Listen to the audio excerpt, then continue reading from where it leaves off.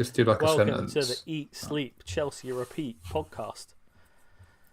This is episode 172. Nothing new as Chelsea slip up at home again. If you're watching on YouTube, just come in and join us for a little Monday night Chelsea chat. I think the podcast is entitled Are Chelsea in Crisis on YouTube. I'm Craig and I'm joined by my good friend Brady and my brother Chris.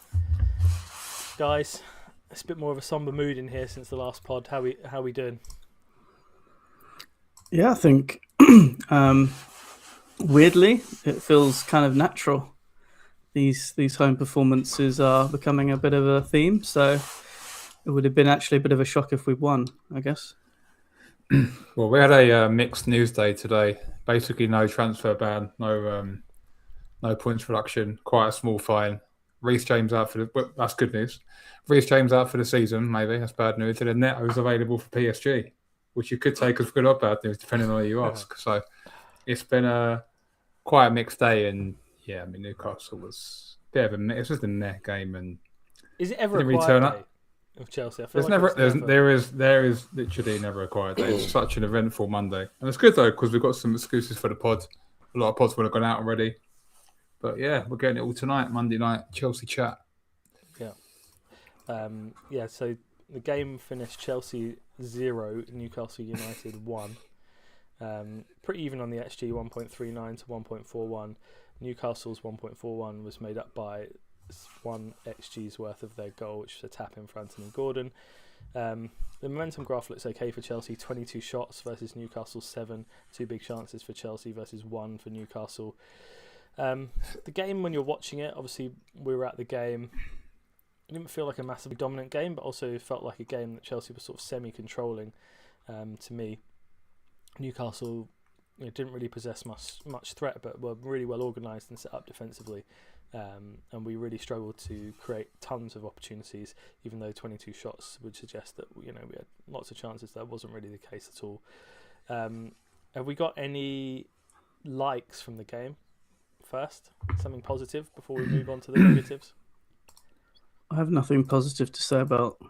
Well, I think there was a huge narrative before the game about the goalkeepers, and the goalkeeper was swapped. Phil Jorgensen had a bit of a phantom thigh injury. I mean, I'm very suspicious about that. Just absolutely getting pelters everywhere, and then randomly Call just him gets a senior liar.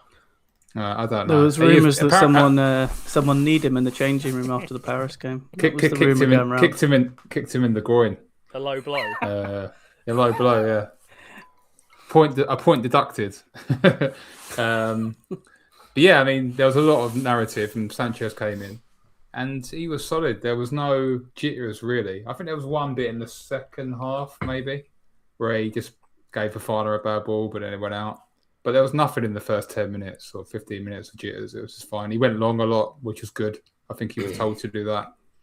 So yeah, I think that was a positive. I think that goalkeeping crisis has pretty much died down instantly, really.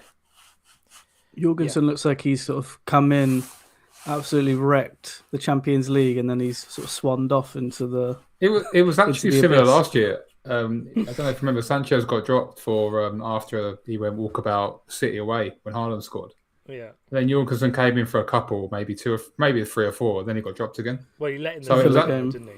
Yeah, so it's actually very similar. Where I think Rob will just be, especially now Jorgensen's injured. One thing I was going to mention about Jorgensen actually was that he's probably a goalkeeper that looks pretty good in training. Yeah, he's good with the ball at his feet, and he probably looks tidy. And you think, oh, maybe we'll give him a chance. But yeah, I think that one is dead in the water now, isn't it? Do we have any dislikes from the game? Ooh, a few. I'll go on mine, which is conceding the first goal in the last 5 matches very early on. So I wrote this in our chat, but yeah, Gordon scored in the 18th minute for Newcastle, Barcola 10th minute, Paris, Smith in the 18th for Wrexham, Luiz for Villa in the 2nd minute, and Saliba in the 21st. It's a common theme. I think going a goal down in these games pretty early on, you're always fighting. I mean, fine, the Wrexham game was a kind of swap team. It was kind of the B team, but the rest of the games, we got to be tight. We got to be solid. I think there's a lack of recognition of where we are as a team. There seems to be quite a lot of. We're very ambitious in how we play, and sometimes that's good. Like when you're facing teams like Villa, but yeah, when you're going to Arsenal and Paris, and you just cannot concede this early. And woeful goals. I mean, the goal on against Newcastle is absolute League One stuff in terms of just defending spaces. So very, very bad. And yeah, this has to stop. It was like a FIFA glitch. The goal. It was such a weird goal. Like it was just like they all press. It's like when you press the L1 button instead of the R1 button, you just move your players away. It was a very odd goal. Yeah. Yeah, you just see those type of goals with man-to-man presses where it just takes one person to mess up. You get a bit of space, and then the midfielder is able to turn and get in behind. It's just a completely unnatural thing to do for a midfielder to track a player going deep for a ball and then spinning him and turning. And because Waltemade pulls out wide, there's just like oceans of space. I mean, it's such you're right. It's a very strange goal that you just don't see very often at all. Okay, let's talk about the players a little bit more in detail, and let's talk about temps. Everyone's freezer is the same person today, I believe. Oh no, sorry, that's not true. Two of our freezers are the same. So me and Brady have both gone Wes Fofana. I want to talk about this player. Do you want to go first, Brady? Yeah, sure. I think there's narrative around Wes Fofana that when he's fit, he always plays, and he's much better than Chalobah. And when Colwell's back next season, it's going to be the axis of Colwell left centre back and Wes at right centre back. He's looking less and less like the player that I thought he was. He just looks. The thing with I don't think they'd be like personality slander. He just looks like an unserious person. To be honest. Yeah. Like he's got 50 points in his driver's license. He doesn't run back for that goal. If he tracks that back, he might actually be able to intercept. He just stops running. He just starts jogging.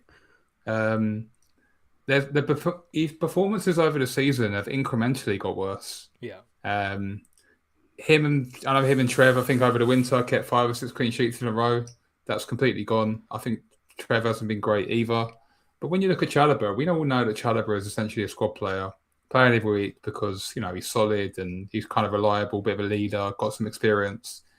But Wes is like, I'm not sure he's the player that we all think he is, to be honest. And I'm going to go back. We have to go into the market for a centre back in the summer. So he was in really good form in November and December. Spurs away, he was fantastic. Wolves at home, 3-0, he was really good. Arsenal at home, he was absolutely incredible. Great performance in there. Bournemouth away, he was really good. Everton at home, he was really good as well. But yeah, you're right. In the last sort of 5 games, Leeds, he was really poor. Burnley at home, he obviously got sent off. He was really poor in that game. Villa away, he wasn't great. Paris, he was absolutely shocking. I mean, terrible beyond belief. And obviously, this game he was pretty poor as well. You got to say he's in dreadful form, Wes Fofana, and I think you're right in the sense that when he came back and was playing really well in November, December, you kind of think, well, he's come back from injury, he's just going to kick on. He's 25, he'll go on and have a really good season, and maybe we don't need to think about centre back on that right side as he can just, put those injury worries behind him, and he's good enough to be, an elite centre back. I think the ceiling is fading on Wes Fofana. I really do. I don't think that elite ceiling is quite there anymore, which I'd seen before. And maybe this is a little bit of an overreaction to like a bad run of form, but yeah, I completely agree with you. The unseriousness, obviously, that he was miles ahead of Gordon for the goal and didn't track him, like you said. And yeah, I just.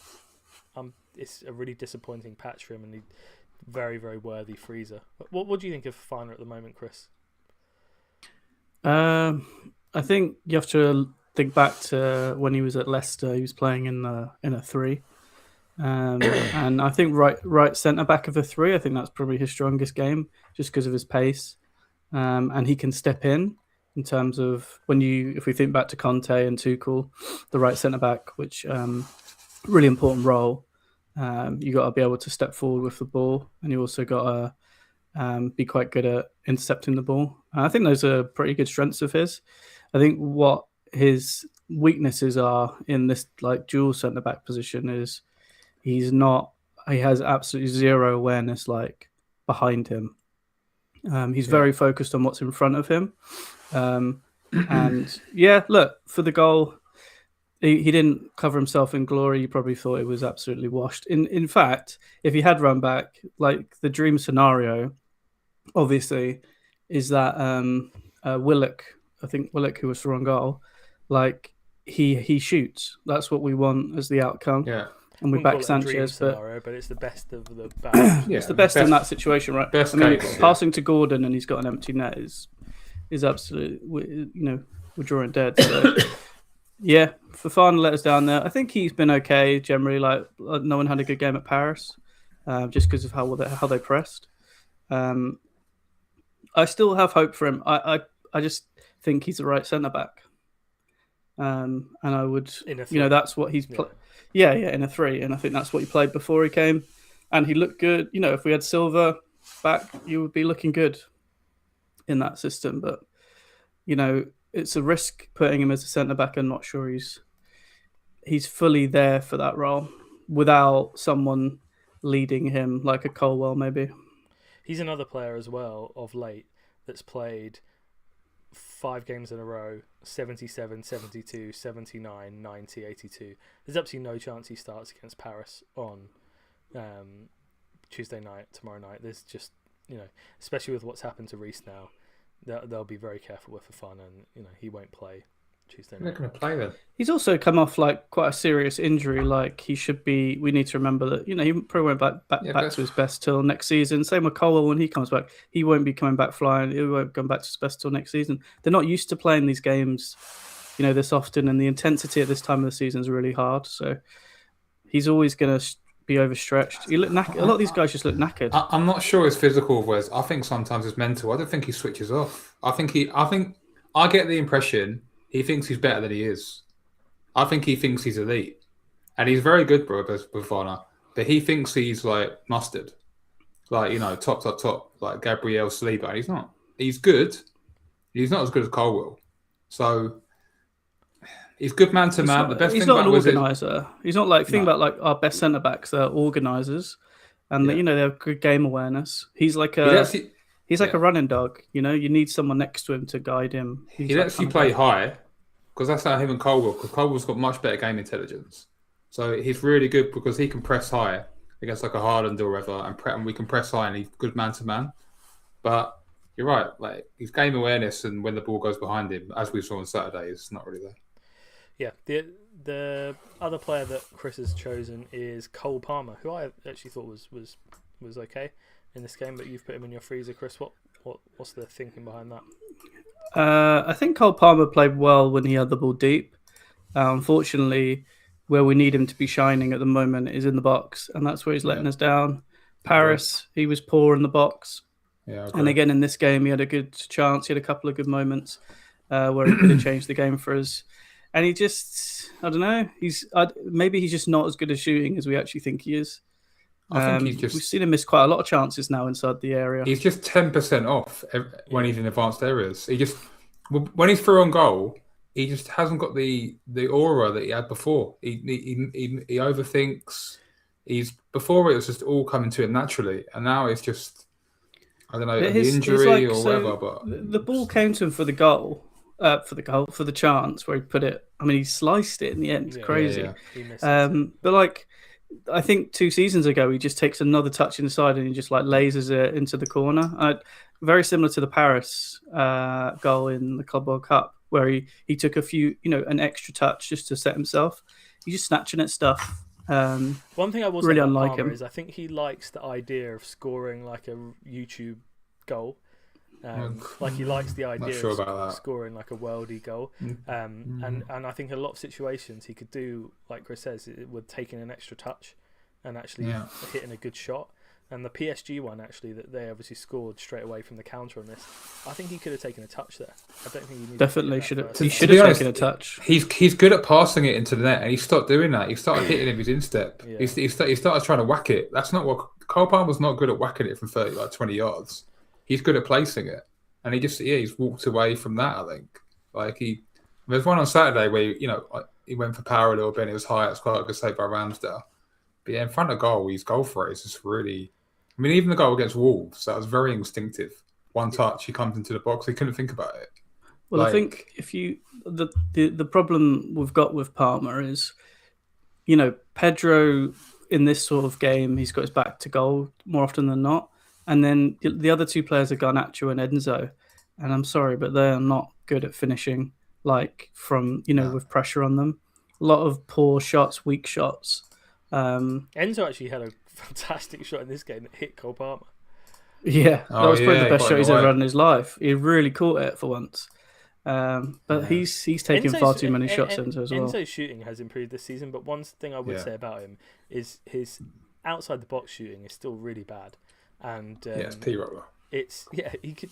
If there's one thing to really work on in the summer for him, it's get someone that's good at shooting outside the box. I know a guy, centre midfielder, that can shoot from outside the box, and just get some coaching and some help onto the technique in how to hit the ball from outside the area with power. Because that if he can add that to his game, Enzo has really come on this season and improved. He can really take the next step. I know some people have crowned him as already taking the next step, but I think there's room for improvement from Enzo as well. Right, I think we've discussed basically the main people that were poor in the game. One person I will add that has been absolutely unreal recently that did have a really shocking game was João Pedro, which is a shame. Can I add to someone else as well? Sure. Delap again. We were at the game, and you bring him on, and it's like, right, this is your chance for redemption. Worth mentioning these days. And there was a clip this week. I put it in the WhatsApp group, a 4-minute clip of all his shots this season, including his goals. It's like League One. Yeah, it is so bad, and he's past the point of no return for me. I know it's like give him time, but what I've been thinking about a lot this week is like ceilings of our players. Let's say he improves next season. His improvement is going to be like 8-9 league goals, not 15, right? Yeah, I've kind of stopped talking about that because I just don't think there's any chance he's here next season. I just really don't. No, I mean I wouldn't agree with that at all. I think there's sources inside the club that are going to give him a chance. No, I don't see that. No, I hope not. I think there's definitely a world where he has more games next season. Speaking of people that maybe aren't going to be at the club next season, Romeo Lavia, I wouldn't say that at all. This season, I just want to mention his performances. They've been poor, definitely. It has been. I know he's come back from long-term injury, and I know, we're talking about giving players time, but I don't know what I'm struggling really to see. And I talked about Lavia last week as well, and he's obviously had another really poor half hour. I'm struggling to see what people see with Lavia when he's playing. I know he's a really good passer out of the press, and that's kind of like a wow thing for some people when you see like a really good pass, and it's like there's a couple of moments of that we've seen even in these games, which he's been really poor in. But apart from that, I don't see what we're seeing with Lavia. He's not offering any goal threat. He's not good at crossing. He's not creative in and around the penalty box. He's good breaking the press, but I haven't seen anything to suggest in any of these games he's good in and around the box. He's really slow. He's not physically dominating. He's not a great tackler. He doesn't have good interception numbers. I'm kind of struggling with him in terms of what do people see. And Chris, I know you quite like Lavia. I don't know where you stand on him, Brady, but what do people see when they see the ceiling aspect of Lavia? I think all the stuff you've mentioned. Sorry. Well, I was just saying, think back to the Paris game where we're just getting pressed out of the game. This is where you need people like Lavia to get on the ball and turn, break a press by. And he was at fault for at least the fifth goal, probably the fourth as well. I think. I don't know if I would blame him for the. If Lavia is in full, when Lavia was in full, actually fit for us, the only time he's been really fit for us was under Maresca, halfway through last season. And I know Spurs are poor, but Spurs away, the amount of time that you've broke their press, and they're quite a good press under Ange, and it's he can just turn on a sixpence. The thing with Lavia is, like I've said before a lot, is he can get the ball, and Santos is quite good at this, but not quite as good. He can get the ball facing his own goal, swivel, and then pop it. And that basically... He is good at that. He is good at that, yeah. But that basically unlocks us because Palmer's there. Like, there was a goal last season Enzo scored against Liverpool, I don't know if you remember, where Lavia played against Liverpool, and he dropped deep, and he popped it, and Palmer was in, and then Palmer got the assist for Enzo. Yeah. It's like Lavia, Palmer, Santos has been doing that exact same thing for us as well. Yeah, but he's not as good though. He's definitely not as good. He is good at it. He is good. Santos can do it, but he, two things. He seems to be iced. I don't know why. And two, he's just not quite as good as it. Now, yeah, Lavia off the ball isn't it? Like, he's not that physical, and he needs to step that side, and he is slow. Isn't that such an important part of being a centre midfielder? Yeah, it's also why we didn't want Enzo there. Yeah, but at the same time, it's like low block. It's the same old story against Newcastle, right? Low block, we can't do anything. And okay, we didn't have any wingers in this game, and wingers can be low block killers, so we were unlucky in that sense. We're unlucky we're 3 wingers injured or out. But, Lavia, if you can get through the lines quickly to Cole Palmer in semi-transition, that's how you break a low block. And he can help with that a lot. Like, he just can. So, yeah, I think that's why. Yeah, I definitely wouldn't be writing him off. No, I mean, from some of the midfield performances I've seen this season, also from a selling standpoint, he's on his lowest ebb. Like, who's going to buy him? Like, he's completely injury prone. They won't sell him on this ebb. They're much more likely to sell him after a good season than a bad one. Right. Let's talk. I'd like to see more of. Let's talk the league because we've dropped to 6th. 48 points still. Liverpool with a big point at home to Spurs to 49. Villa, shocking loss at Old Trafford. They're in horrendous form, Villa. Let's just see. They've lost 3 in a row. Their last 7, I believe. Let's go back and look at that if that's true. Yeah, the last time they've only beaten Brighton at home, and I believe they actually got battered in this game. I think. Yeah, they didn't play well. Yeah. I actually watched that game. Yeah, one win in 7 for Villa. So they're looking like they could potentially struggle as well. And then we've got Manchester United who get to be on the beach all week and try out a fresh team with no injuries, and they have 54 points in 3rd place. So they're now 6 points ahead of Chelsea. Obviously, we've got to play Manchester United at home in a few weeks. And Liverpool away. And Liverpool away, yeah. So two massive games. Lots of big games coming up. What are we thinking now in terms of our top 5 hopes? It's who's the least shit, to be honest. I mean, it's just everyone is. I hate that, and I've heard this commentary about that as well. It's like I was chatting to friend of the pod Jack today. Well. Friend of the pod Jack today is a Liverpool fan, and we were chatting about, because I know you say that it's like a really competitive league. Yeah, and it is more competitive, but it's not this competitive. Like, it's not. Chelsea and Liverpool have dropped the ball a lot in a lot of games this season, right? Like Burnley at home, Leeds at home. This game we should have got something. There's loads of. We should have more. We should have more points. Like, it's not like we're like getting battered every game. We're still quite complacent in terms of putting teams away. Like, we've got, how many red cards we got? Like, just if we were a sensible football club and actually winning games we should, we would have 60 points by now. But one thing I would say is that we're playing a lot better than Liverpool and Villa. But Liverpool obviously are. Yeah, maybe. But what I'm saying is, yeah, I think we are. I agree, and the goal difference shows that. Yeah. But yes, I think the goal difference is historical. To be honest with you, it's Operation Catch Villa. I mean, really, I think Villa are the only one that I'm confident with that we can catch. I think we put Chelsea. Obviously, look, on this pod, we're going to put Chelsea on a pedestal. Chelsea, Liverpool, and Villa are playing about as well as each other at the moment. And a lot of it's going to come down to when we play Liverpool and when we play Man United. You think Villa and Chelsea are playing at a comparable level right now? No, that's definitely not true. Yeah. I don't. I mean, I've watched Chelsea draw with Burnley, draw with Leeds, and lose to Newcastle. Yeah, exactly. You got to judge the performance. I don't think I would go back from those games and think, oh God, these guys are looking really good.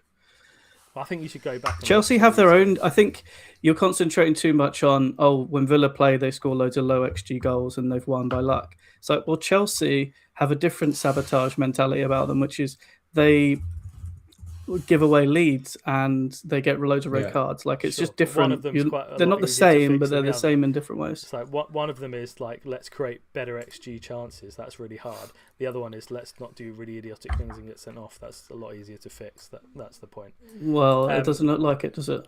We've got a few headlines this week to talk about as well. The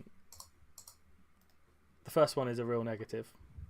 Chelsea captain Reece James has sustained a hamstring injury. This was broken by Simon Johnson from The Athletic, which could keep him out several weeks. Chelsea head coach Liam Rossini is expected to provide an update when he addresses the media on Monday afternoon, which he did. He said he didn't actually give a time frame, and he actually sounded more optimistic in the presser than the news that was leaked from a few other sources. Yeah, but they always do that before the scan.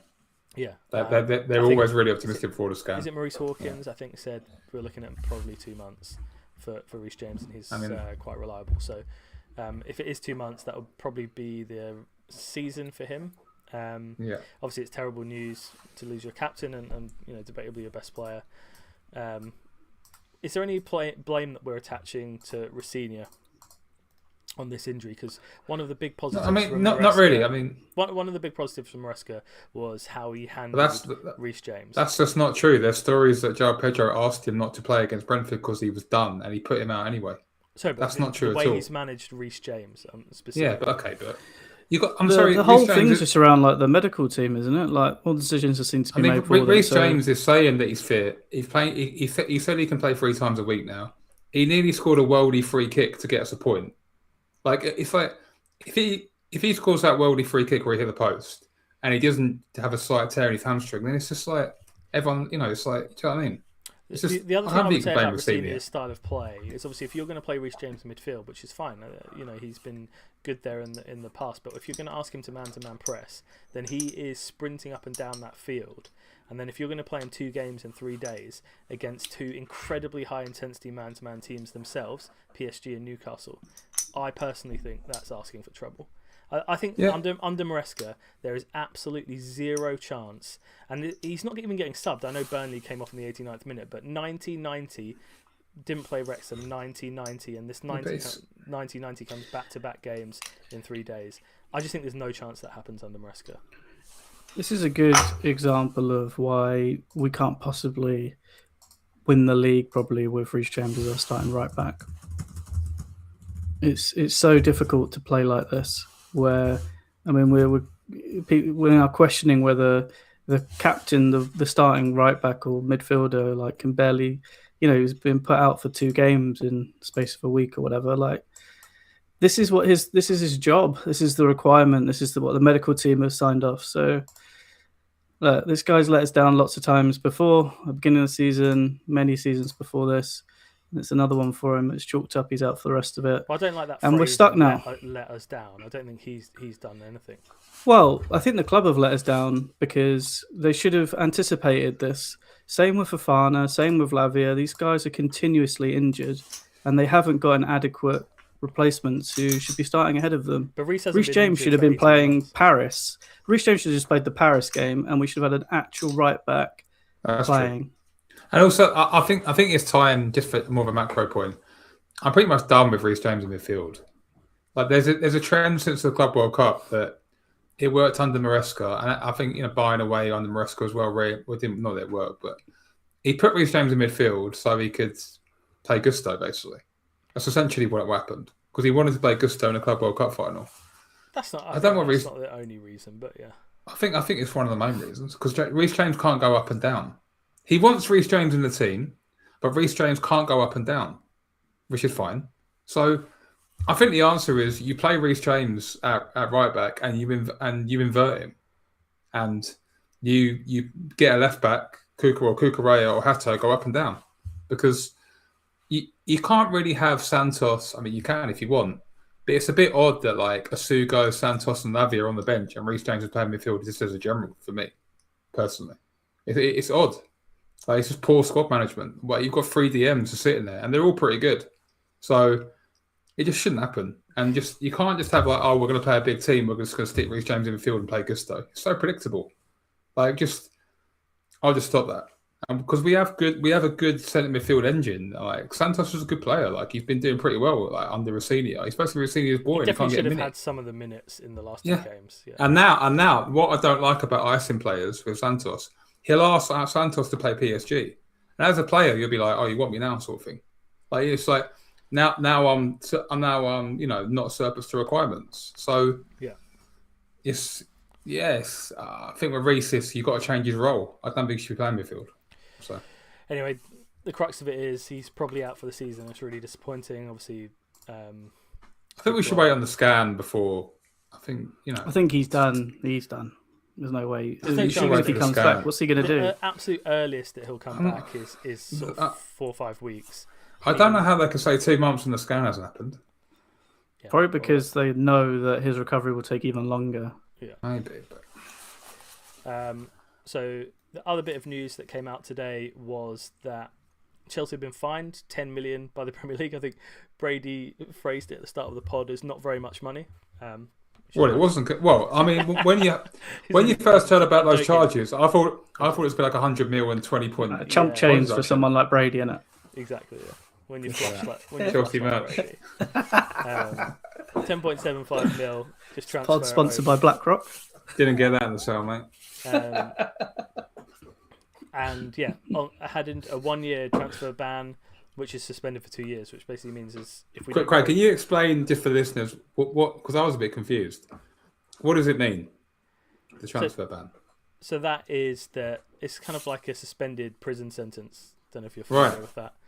Well, I'm not actually. But you're given. If the lap keeps playing like he is, I will be. If you re-offend within the 2-year period, the sentence is already set. So, yeah, Chelsea on those charges. Is it on the ones that on the Abramovich type tapping up stuff, so or is it? This is I don't think it's tapping up. I think it is payments to £23 million worth of payments. Some bribing payments, basically, to agents, to get right? him to come to Chelsea. It's unaccounted for where the money's gone. It was Hazard's agents, right? Apparently. Yeah, I think basically. There's lots of people, yeah. Allegedly. There's Conte as well, right?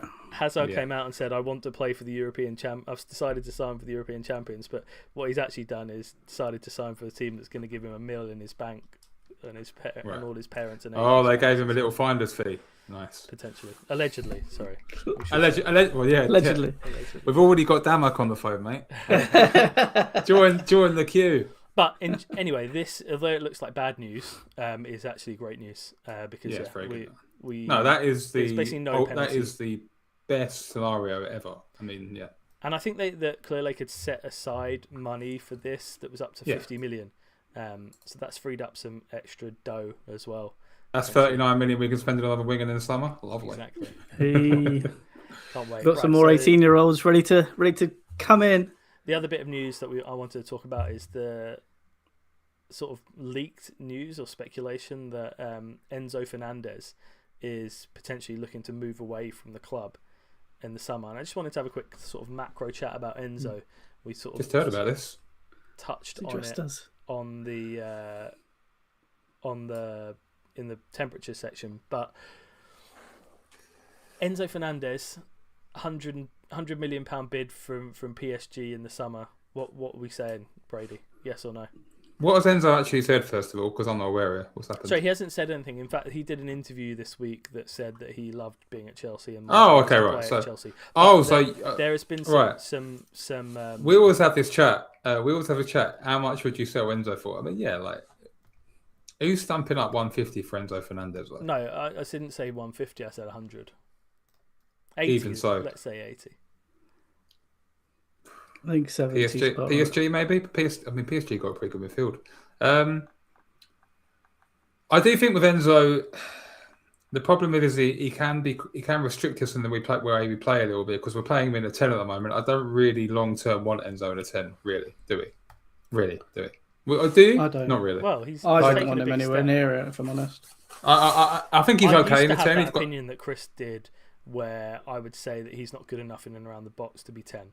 But actually, I think if we see I actually think there's a little Brazilian. I actually think there's a little Brazilian we've got who should be our future number 10. I think he's going to be absolutely cracking a 10. If you want to play 10, yeah, you got to be able to shoot. I know he's got a lot of tap-ins, Fernandez, but like he's not scoring goals. I think the no one future else of the can club. score, is he? Could be. I think the future of the club is Palmer right wing and Esteval 10. And who is this Esteval? I hadn't seen him play. What does he do? He's fit. More good news. He's back in training. Enzo, yeah, good player, really good, improved a lot. Still a bit slow though in transitional games. Yeah, he's good. He's really good. He's improved a lot, but I don't think we'll get bids. You know what you need to even be tempting it. Really, I don't think. I'm just saying. I think so if the bid comes, the hypothetical. There's always this. Yeah. Are you accepting? Would you, Craig? What's your price? I think I would. I think some people would describe this though as a bit of a failure that we're not able to keep sort of one of our star players. It's funny how it's being framed because Enzo's quite a polarizing player. I think from my point of view, selling Enzo Fernandez for 100 million would just be great business. I mean, he's very good. He's very good, Enzo, but he's not. And that's even I really rate him. I think he's played really well this When season. Palmer and Caicedo are at full tilt, going, they're better than Fernandez. Like by quite a lot. Let's say Enzo Fernandez is on the bench. What game state are you like thinking? Oh, we better get Enzo on quick. Yeah, that's true. That is true. Just none. Well, I think basically. All of seeing them. a game off when we're already winning. But I think that's about it. I don't think being balanced player is a bad thing. It's a bit like It's a little bit like Jorginho, a little bit, because Jorginho, like when he was in his prime, it was like some people love him, some people they like him, they don't like. I mean, I think he's better than Jorginho, but like some people like him and don't like him. Would you sell him and all this sort of thing? It's very similar. I think like, does he make the team better or worse? He's a bit of an enigma that way. Yeah. He's a very good player, but there's an argument that long term he makes our team worse, I think. But right now he's pretty good, so it's interesting. Yeah, well, it'd be interesting to see what happens in the summer. And like I said, I think the framing of it is interesting. Whether you consider it a failure to let a player like him go at age 25, coming into his prime, to leave for a big club. You know, it's probably going to be Chelsea's model, right? If we're being honest. No, Chelsea have turned into a bit of a development team where they basically train players to go and play for better teams than them. So what's that based on? Well, it looks like Havertz and Madueke. Well, we don't know, do we? Title. Getting rid of our worst players. That's when they lift the title, mate. Well, that doesn't matter, does it? Jorginho. If Enzo goes and wins the Champions League again with Paris, you can be sat there thinking, that was a good bit of business. We're under an hour for the pod. It's like a bit of free flow chat. It's like we don't know whether we're like a higher version of Brighton yet.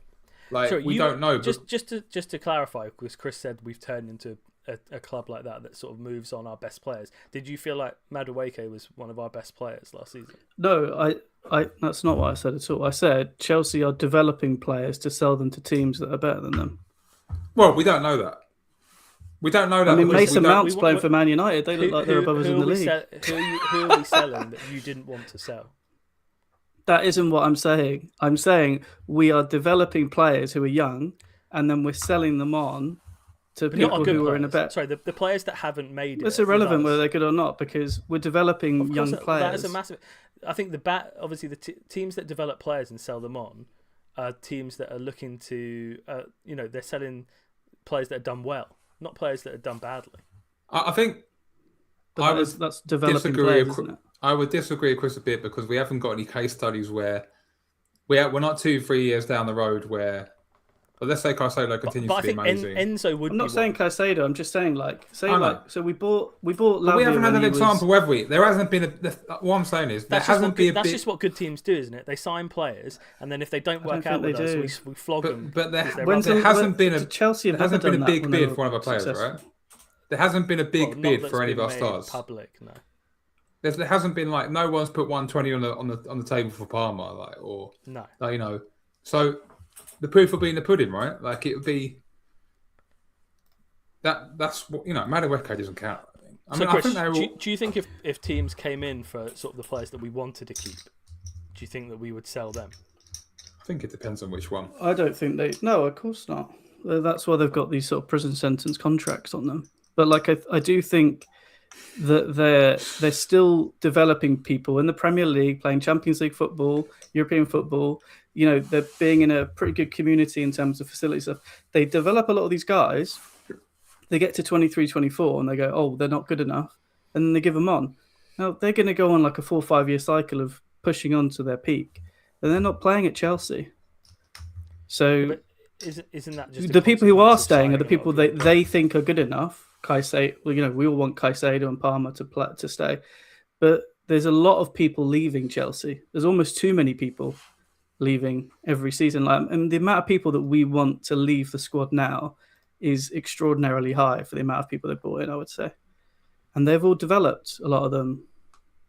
I mean, Brady was talking about Santos going, talking about Lavia being sold.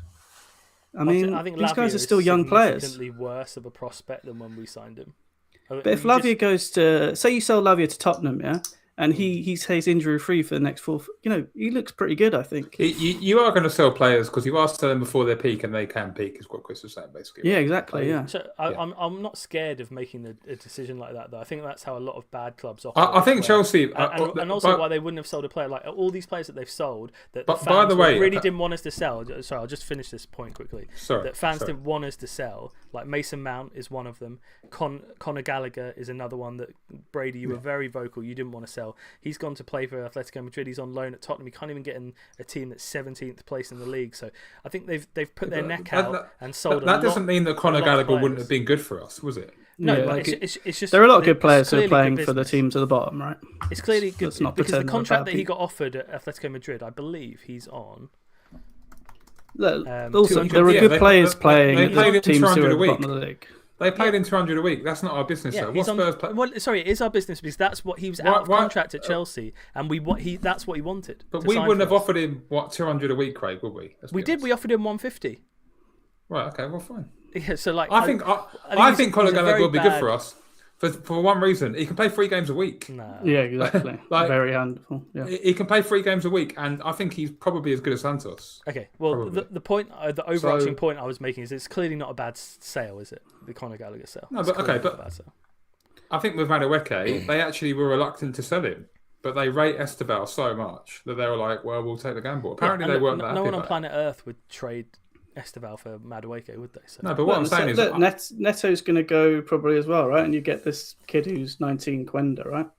He won't be good enough for another 4 or 5 years. Yeah. I don't think Neto's likely. You're always going to be in this cycle of, because their signings are never looking like they're good enough when they're so young. They'll never get to 28 and be like, oh, actually, they've had 2-3 years.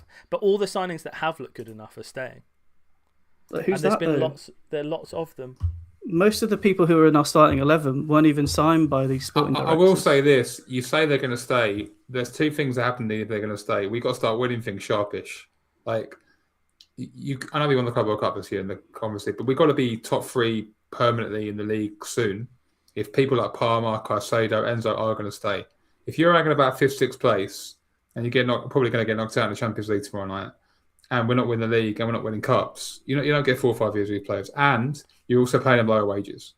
Like Chris, just to clarify, Chris, the point you just made, a lot of our best players. What did you just say? A lot of our best players weren't even. I think a lot of the people who are starting in this team weren't even signed by the sporting directors. Who's that? I mean, James wasn't. Fofana wasn't. Chalobah wasn't. Cucurella wasn't.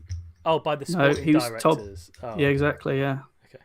So there's a lot of people knocking around, who are not even part of this. I think you've listed all of them are there, but yeah. Yeah, I think Enzo wasn't.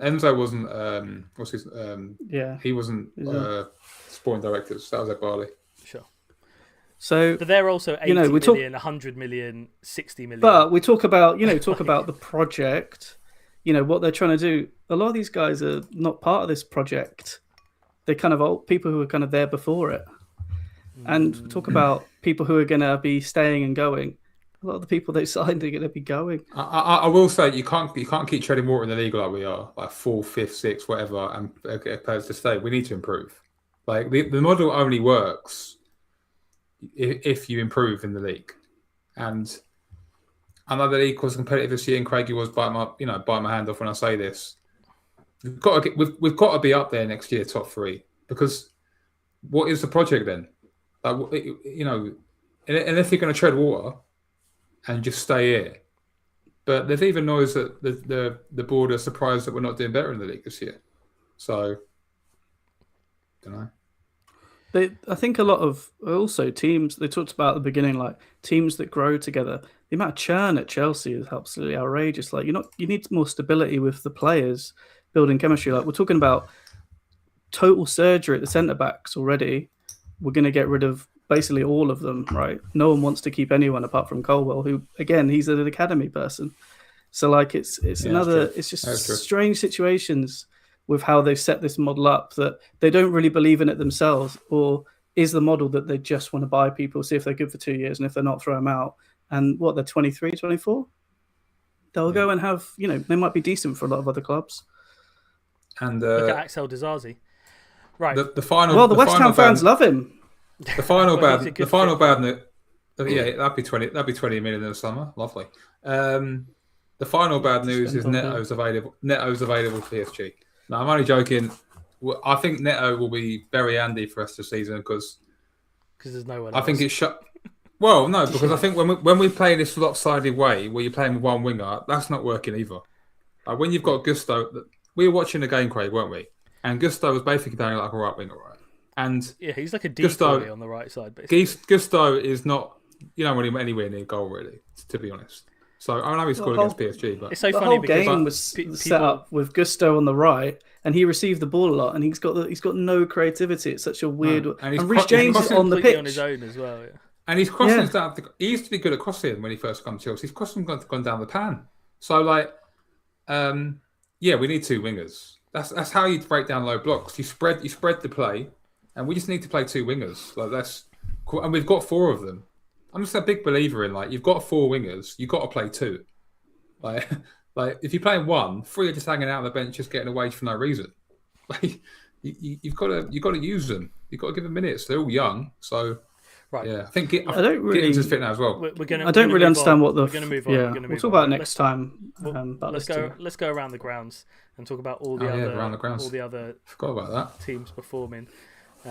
Burnley 0, Bournemouth 0. Cracker to open things up. Absolute snooze fest, yeah. There's actually a lot of chances in this game. Yeah, there's a lot of chances in this game. It could have easily been sort of 2-2, whatever. But 37 shots and no goals in this game. So yeah. Yeah, I was very surprised it was 0-0. Yeah. Sunderland 0, Brighton and Hove Albion 1. I mean, I know Sunderland's near the coast, but Sunderland are on the beach. They are fully beached. They've got their flip flops out. I know you don't get much sun in the northeast, but they are beached. Well, wait till you see them on the penultimate game of the season. That's actually quite the last game of the season. That's actually quite an easy fixture for us. That's a good fixture now because they're done. And also, people be ready for the World Cup, right? So they'll be resting. And we've got the revenge narrative as well. Don't forget that. It's a classic that you're not going down and you're not doing anything to Europe. They've got anyway. Yeah, they're on the beach. Okay, Arsenal 2, Everton 0. I mean, it was just so close to getting a draw here. It was just so unlucky and couple of fluky goals. Their XG before the goals was abysmal. It's just a classic. It's just that goal goes in. It's just their year, man. Sometimes it's just your year. Yeah. It's their year. They've done it this weekend. They've done it. West Ham 1, Manchester City 1. Useless City, dead to me. I'm burning my City shirt outside now. Yeah, just couldn't do anything really. Haaland's really gone off the boil, right? Haaland hasn't scored for ages. The whole season was just Haaland was scoring every week, and now he's absolutely off it. Semenyo Gay brought in to bring him over the line. It's they concede a goal from a corner, and if they don't do that, they concede nothing from open play basically, and it's just one quick thing about City. Donnarumma. So we had obviously a couple of charges against us and we cooperated fully and self-reported them. And we've got away with a 10 million fine and no points deduction, but a delayed transfer ban. I think the writing's starting to appear to be on the wall for Man City and what's going to happen to them if they're found guilty of these multiple breaches and charges that they have against them. They're in monumental trouble, Man City. Monumental trouble. They're going to lose. They're going to lose a lot of points, and they're going to have a monumental fine. And yeah, I just wonder what's going to happen when that story breaks. It's going to break the internet. I think when that story breaks, what happens with Man City? Haaland to be away at Blackburn, wouldn't he? I don't think they can relegate them, right? They can only relegate them No, to they're the just. Championship. We'll just be on like Can minus. you be like so many points? minus 100 points? I mean, the most would be 40, right? So they could probably just about survive. Yeah, minus 115, wouldn't it? Yeah. Yeah, Crystal 1-3 Palace for every 0, charge. Leeds United 0. Yeah, should have could have won this one. Leeds at the penalty, didn't they? And yeah, just Looked like an absolute The drab big game. point- Talking big about point a drab for- game. This was a drab game. Palace are absolutely washed. To be honest with you, I mean, talking about another. I know they got Europa League, Conference League, although they're Another struggling team in on the that. They are beached, man. And Glasner's already obviously on the beach. He's sipping the cocktails, Yeah. thinking about. He's thinking about Leverkusen or where he's going to manage next year. I don't know, whatever. Manchester United 3, Villa 1. these Manchester United signings are really coming in clutch now. Yeah, really good players. Yeah, Šeško's looking good. Šeško, They're gonna end up 4th or 3rd. I think they're going to get third I think they're going to get third comfortably. Nottingham was Nottingham impressed with Forest them. 0, Fulham 0. They should have scored for Forest. They're- I think they're very, in very, big very, very, very, very marginal offside. But yeah, unlucky. Not to get They're in the win. trouble. I think the narrative is that West Ham stay up and Nuno sends Forest, his old club Forest down, who's on a legal battle with. I think that's what's going to happen. I don't. Leeds aren't out of the water yet either. They could do a proper I Leeds think and for- get I think relegated. Forest- What about my this team, take is- though? Tottenham Hotspur. Are they not down? Yeah, they look pretty good actually. Oh I thought, man, that bit of angle fight. that angle that the cameraman did of Richarlison. It's like, how are you getting away with that, at Anfield? He must have been getting for stuff thrown at him. Like, how's the cameraman pulled that off? Yeah, it was coming. Dangerous It spot was to coming, be, for half. sure. I've got to say, yeah, Liverpool were absolutely shocking in the second half. I thought they were absolutely dreadful. Their squad Liverpool's depth's best absolutely player, horrific. Liverpool's best player by a mile was a Chelsea Academy product. I mean, Yeah, who did they bring on at the end? Liverpool. They brought on Salah. Trey Salah looks annoyed absolutely me. washed. Oh, Salah he's looks scru- he's- washed, man. Oh my He's god, I scrubbed. wanted to talk about Salah actually. Yeah, I've never He's seen a scrubbed. player more washed than this. He's the most scrubbed. washed player. But I think when what happened with Ronaldo is you got to put these guys up front because they never really lose their shooting, but he can't run and Bro, pass Salah's at the same having- time anymore. Salah's having like 10 showers a day, man. He's absolutely washed all over. I mean, Showers. I mean, like Odegaard is washed, but Salah is like soap every minute last of the season day. in the just Premier like League this. for Salah, Wash, mate. 38 games, 29 goals and 18 assists in 38 So games bad. last season. He's insane. It's 29 goals, 18 assists. And I we said come this to is a huge season, thing. And The he's got- last year of the contract tag. When players are last year of their contract, they play absolutely out their skin, and they get a new contract, he's and he's got getting 4 older. goals from open play this season. Is that what happened to Reece James? Yeah, so it's funny that it's funny he got injured after the contract. But yeah, anyway, Yeah. what can we do? Maybe he was already injured. Brentford Oh, 1, yeah. Just hit it. Wolverhampton Wanderers 0 is the latest from Michael Coyote threw it in. There must have been a penalty. Direct throw-in. surely. They've given it. He's a player I'm interested in for next season, Michael Coe. Do you know what country he's from? Little quick trivia. Who he plays for? Nationality. I thought he was Italian, but He's Italian. Well done, Craig. It says on the screen. Oh, right. but he did sign Yeah, for an right. Italian team as well, I think. No, all right. I'll give you that, mate. Thank you very much. Right, let's quickly talk PSG as well. I've Oh, put no. sort of a rotated, semi-rotated team out here. Goodness knows what he's actually going to do against PSG. I Everton think Santos away will play. on Saturday is absolutely crucial. Benoit Badiashile. Yeah. We're absolutely washed here as well. He's not dropping Trev. He's not dropping Trev, is he? Come on, Trev's playing. Undefeated He's not dropping Trev. him, he's resting him for Saturday. Trev can play 3 a week, mate. He's all right. Sanchez is back in goal, is he? By the way, you don't have to rest players as much for this one because we've got it's a Tuesday Saturday gap, and it's not that bad. Nah, these guys are looking really I like don't know dead if on you their were feet. watching, Brady, the end of that Newcastle game, but these guys couldn't even run.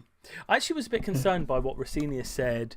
He said it a few weeks ago when he said, we've got a week off and I'm going to run. We need to run them. We need to get them fit.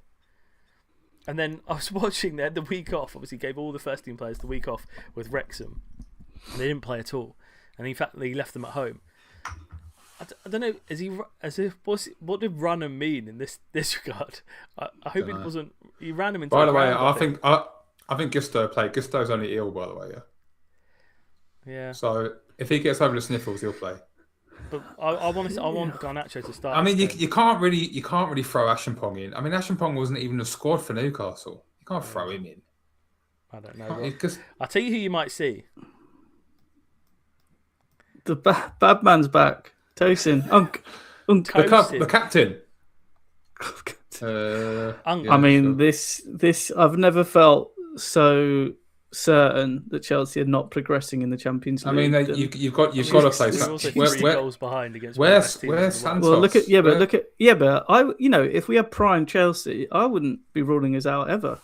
This team is absolutely dead on its feet. One of the nights we've had is like Napoli, where we're like 3-1 down, and even that was like a monumental. Even like we were down. We've lost to Paris like 3. We lost 3-1. I mean, we've been beaten by Paris 2 all the goals. time. I think if you're 2 goals down, you can make a case because 1 goal makes it nervy then. But like you're never going to overcome 3 goals. I think he's gonna. I don't think Garnacho This team could never. I think Neto left wing. Has anyone ever done it? Yeah, Barca did it famously against Paris, didn't they? They came. They were 5-1 down, weren't they? Yeah, but Liverpool were 3-0 down, weren't they? 6-0. Yeah, look, it's definitely been done. You need a. It's been 3-0 down. Done a few times, I think. Yeah. Piece of piss. We'll be all right. Let's hear your predictions. My prediction is Chelsea will score early and we'll all get really hyped, but then it'll be like 2-2. That's my prediction. I think Chelsea are going to lose 3-1. Yeah, all right.